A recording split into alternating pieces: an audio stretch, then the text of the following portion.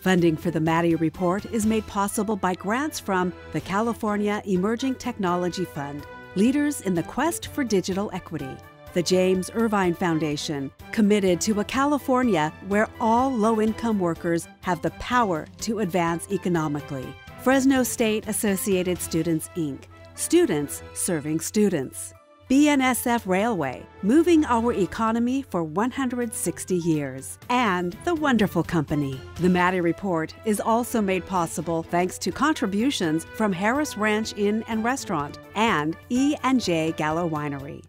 From the Maddy Institute, the Public Policy Institute for the Valley's 4 public universities, this is the Maddy Report with Executive Director of the Maddy Institute, Mark Keppler.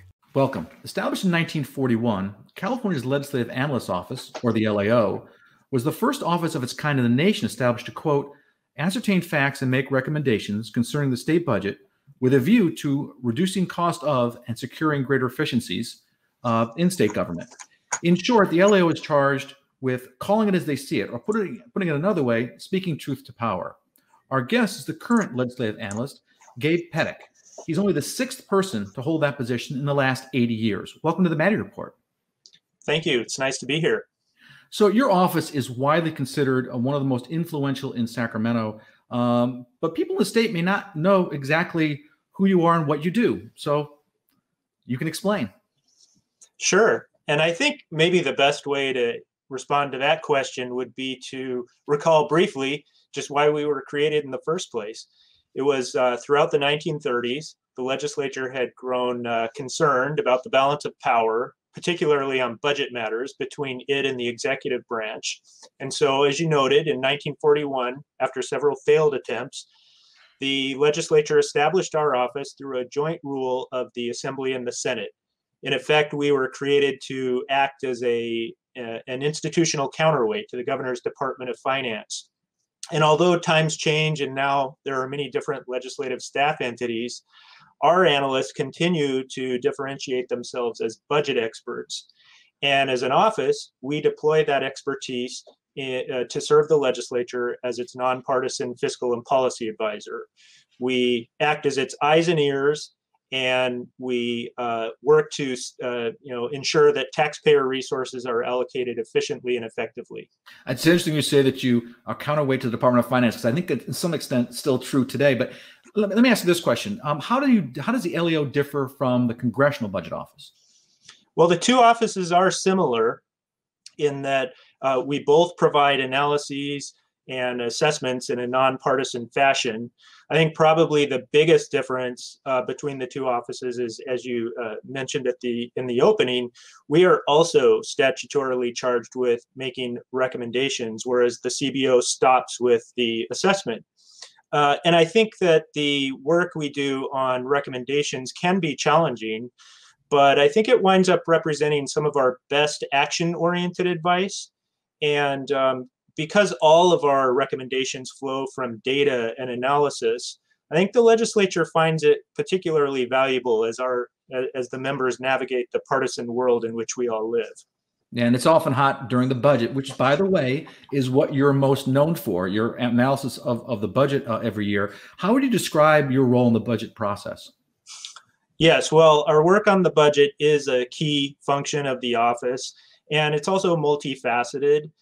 Includes everything from development of an independent fiscal outlook and revenue estimates to critiquing in detail the governor's budget proposal and May revision. And when we see shortcomings in the proposals, we frequently offer up alternatives for the legislature. Perhaps a lesser known aspect of this is that we also work to safeguard the legislature's prerogatives and intent through various budget control mechanisms. So a good example would be when the state receives federal funds after the budget has been adopted, our office will review the administration's proposed allocation of those resources to ensure that it comports with the legislature's previously articulated intent, both in spirit and the letter of the law, as it were. Yeah, and it's you guys do a tremendous amount of work, and if the audience can see all the reports behind you, I can tell you because I've read many of them. They're just really extremely well done, nonpartisan, very fact-based analysis. So if you're looking for that kind of information, I strongly recommend you go to the LAO's website at lao.ca.gov and take a look at some of their reports if you're really concerned or interested about public policy issues. I want to thank our guest, Gabe Petek, the current legislative analyst from California, for giving us some insight about what his office does. Up next, we're going to talk to the person who provides an independent assessment of the financial and operational activities of state government, the state auditor. That conversation in a moment. This is the Maddy Report. Welcome back. I'm Mark Keppler with the Maddy Institute. We often hear about the need to eliminate fraud, waste, and abuse from government. The mission of the state auditor's office is to, quote, promote the efficient and effective management of public funds and programs, unquote. We're delighted to have Elaine Howle, California State Auditor, as our guest. Welcome back to the Maddy Report. Thank you so much. So for those who don't know, tell us a little bit about the State Auditor's Office. Sure. State Auditor's Office is a nonpartisan independent entity in California government that's responsible for making sure that government serves the people of the state of California well. So we audit state agencies, we can audit local jurisdictions. We also look at the state's financial condition on an annual basis. We make sure federal money coming into California is being used appropriately. And then we have an investigative function where we receive allegations of improper government activity, fraud, waste, abuse, where I have an investigative team that looks at those allegations. And if we substantiate something, we certainly report out on that. Yeah, so it's in your title, audit. I think that probably scares a lot of people. What exactly is an audit? What triggers an audit? And what happens after your audit is completed? Well, there's different kinds of audits. I mean, there's the financial audit, but as far as auditing government to make sure government's operating efficiently, audits come to us primarily from the legislature. Certainly their constituents can raise issues to them, and they can then ask the Joint Legislative Audit Committee, which is a committee in the legislature of 7 senators, 7 assembly members. That committee fields all those audit requests, and then any that are approved become work, are assigned to my office, and it's work that we have to do. Once an audit is approved, it's basically a mandate for us to do the work. We go out, conduct the work, and then we issue a public report. We try to make recommendations that are helpful to the agency. We may recommend to the legislature that they need to enact laws to require or compel a department to do something. So there's a variety of different outcomes that can result from audit work that we do. Yeah, and you've done. Anybody who looks on your webpage can see all the audits that you do. It's just amazing, the work that comes out of your office. But can you give us some examples of some recent audits you've done and some of the recommendations you've made? I mean, I know, for example, recently EDD, the Unemployment Compensation System for California, was one of the major audits you did. You did another one on affordable housing. What did you find there? What kind of recommendations did you make? Sure. The EDD report, we issued 2 reports, one looking at how well they were processing claims and dealing with people trying to contact EDD through the call center. And then the second report was on fraud prevention detection. With the surge of unemployment in California, EDD was really strained. So we made recommendations to EDD, ways to automate processes better, to improve their call center, similar to recommendations we've made in the past. They need a better coordinated, stronger approach to fraud prevention at EDD. So a variety of recommendations. They need to cross-match against incarceration data to make sure that we're not paying benefits to people who are incarcerated. They're not eligible for unemployment. The affordable housing audit, we looked at the state's approach to construction, identifying need, which we know is out there, for multifamily housing, affordable housing for low-income Californians. So we had some recommendations regarding standardizing the process, coordinating and having all of the data at the state level to understand what resources do we have available, how many units have been constructed, of those units, how many of those units are affordable housing for low-income families to be able to afford not only their housing, but to live a good quality of life in California. You also mentioned earlier that you conduct investigations on improper government activities. That's brought through the California Whistleblowers Protection Act. What kind of conduct qualifies under that act, and what do you do when you receive a complaint? Right. We receive complaints, a variety of avenues. We have a hotline. People can file a complaint online. They can remain anonymous. They can send it through snail mail. We still accept complaints through the mail, but the majority of the complaints we get come through our hotline or on our online form, which again, you can remain anonymous. The types of improper governmental activities we're looking at is state employees who are misusing state resources. Sometimes it could be their time. They're off doing, we find some employees working a second job where they're not at their state job and doing the work they're being paid to do. They're off doing construction. They have their own separate construction business. We have contracts where state employees are directing contracts towards a family member. There's certainly a conflict there. So we're looking at a variety of different allegations that we get. Our statutory authority under the Whistleblower Act is all state employees and all court employees. We can investigate any allegation that comes in. Well, if our audience wants to look at your reports, reports on EDD, affordable housing, and others, they can go onto your website at auditor.ca.gov. Thank you very much for being here, State Auditor Elaine Howle. Up next, we'll talk to a third watchdog agency, the Little Hoover Commission. Who are they and what do they do? That conversation in a moment. This is the Maddy Report. Welcome back. I'm Mark Keppler with the Maddy Institute. Established in 1962, California's Little Hoover Commission's mission is to, quote, investigate state government operations and, through reports, recommendations, and legislative proposals, promote efficiency, economy, and improve service. We're fortunate to have the chair of the Little Hoover Commission with us today, Pedro Nava. Welcome back to the Maddy Report. Thank you. Enjoying it.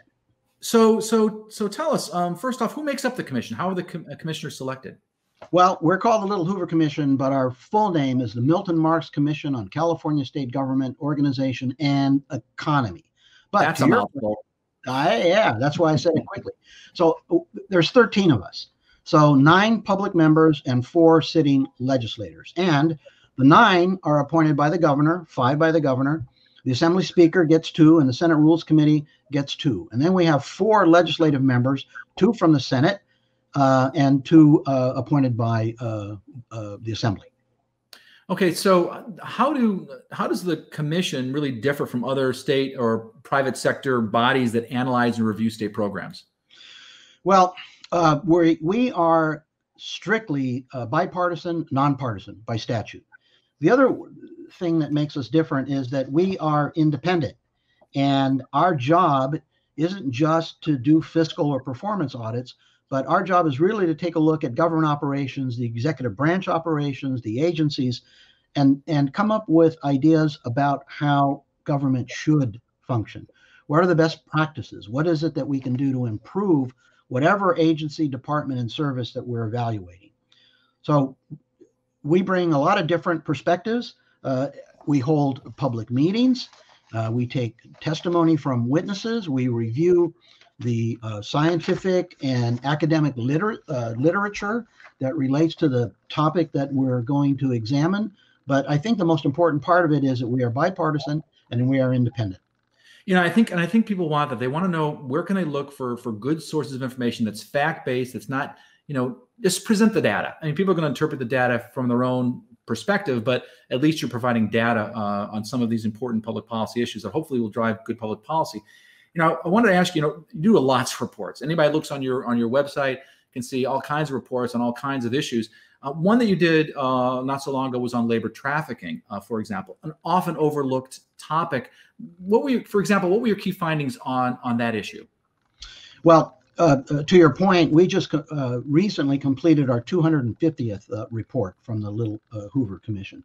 But on our human trafficking, the primary recommendation, the first recommendation, was that we believe that the governor ought to establish an anti-human trafficking council that is housed in the governor's office.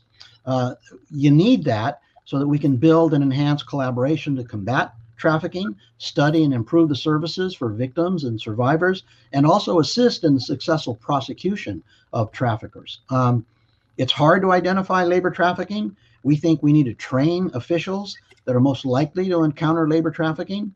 We want to increase awareness through outreach, and we also have to update the laws to make it better fit labor traffic. It's interesting, you bring this topic up because I frankly, before I saw your report, I really had not seen, I used to see stuff on sex trafficking, but not on labor trafficking. And as you mentioned in your report, those are two separate things.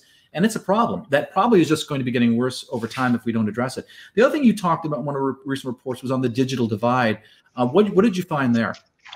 Well, what we found was embarrassing. California is 13th in the country with respect to high-speed broadband. You think we'd be doing better. The United States is 32nd out of 33 countries that have been evaluated for broadband. And it's a hindrance to our ability to compete and to successfully educate our kids, particularly during the COVID. What we learned is households need high-speed broadband for schooling, and people need it in order to work from home. Yeah, that's been a tipping point. I mean, people realize just how important the internet is for telework, telemedicine, distance learning. It's critical. And you would think California would be on the cutting edge. One quick question. I've only got about 30 seconds left, but I wanted to ask you this. Does the commission support legislation? I know you're bipartisan, but do you support legislation to help implement your report's recommendations? Yeah, we take a look at legislation that's introduced, and if it follows with our recommendations, then we throw the full support of the Little Hoover Commission behind it. And that means we testify at hearings, we provide letters of support, we also provide information and support to the committee staff, as you know, that's important in drafting legislation, because we think it's important to get our recommendations enacted into law. And it's always good to have public policy based on facts. I want to thank our guest, Chairman of the Little Hoover Commission, Pedro Nava. By the way, their website is lhc.ca.gov. More on the state's main watchdog organizations in a moment. This is the Maddy Report. Welcome back. I'm Mark Keppler with the Maddy Institute. The press has been referred to as the fourth estate, alongside the three branches of government, the executive, the legislative, and the judicial. Given these hyper-partisan times, however, people can increasingly choose where to get their news. And a lot of times it's the news sources that kind of fill their preconceived notions. Does the public still trust the traditional press to play that role of watchdog that it's historically played? We're going to have two great guests to weigh in on that question and others. LA Times Sacramento Bureau Chief John Myers and Dan Walters with CalMatters. Welcome back to the Maddy Report, guys. Thank you. So, John, let me start with you. Conservatives often complain about a liberal bias on the part of the traditional press. True or false? I mean, I hear that. I got to tell you, Mark, I mean, like in the 25 years that I've done this, there are complaints on all sides of politics when you write about politics. I understand that, I think, in part because I think a lot of journalists are looking for things that are new and different. And by definition, new and different is also the converse of being conservative, what already has come in the past. That said, I understand that the criticisms and the concerns. I think that, there are a lot of people who think that President Trump got a harder time than other presidents. I think that all of us in the press learned something during the Trump administration, that the way that the truth can be stretched means that we've got to push harder. I certainly don't think Governor Newsom feels like he's gotten an easy time lately. I was mindful that someone was talking about Ted Cruz going to Cancun recently and how the press wouldn't do that to a Democrat. And I remind them that we asked questions about Governor Newsom going to the French Laundry for dinner. And I understand those concerns. I simply think that we do our best to, as Carl Bernstein said, the best possible version of the truth, the best obtainable version of the truth. Mm-hmm. And whether people think that's the right or wrong way, they've got their opinions, but there are lots of sources for information these days, as you said, and people can choose to reflect their own worldview, or they can try to find the mainstream press. Dan, you've been around the state capitol for a long time. Have you seen a change? Is the press more liberal than it's been in the past? I don't think the Capitol press corps has ever been particularly liberal. I think that the way in which the press operates in the Capitol has changed over the, heaven help me, 45 or so years that I've been there. It was very much agenda driven when I came to the Capitol in 1975. I think it's become, the funny thing is, I think the day-to-day coverage has declined in a way. The turn of the wheel coverage has declined, but there is more accountability coverage. There is more investigative stuff. And I just recently, and you mentioned one of the Governor Newsom's visit to the French Laundry over in Napa, was revealed by a reporter for the San Francisco Chronicle. Everybody would say it would be a liberal newspaper, and it's a kind of his hometown newspaper. It was revealed by a reporter for the San Francisco Chronicle several weeks after it happened, and it's become a albatross around the governor's neck. I think, in all honesty, I think a lot of the claims of liberal bias have to do more with what we write about rather than how we write about it. And so if you write a lot about problems like poverty, for example, or income disparity and that sort of thing, people are going to say, oh, you're just a bunch of bleeding heart liberals, even though the accounts of those issues may be perfectly straightforward, and they are, in fact, important.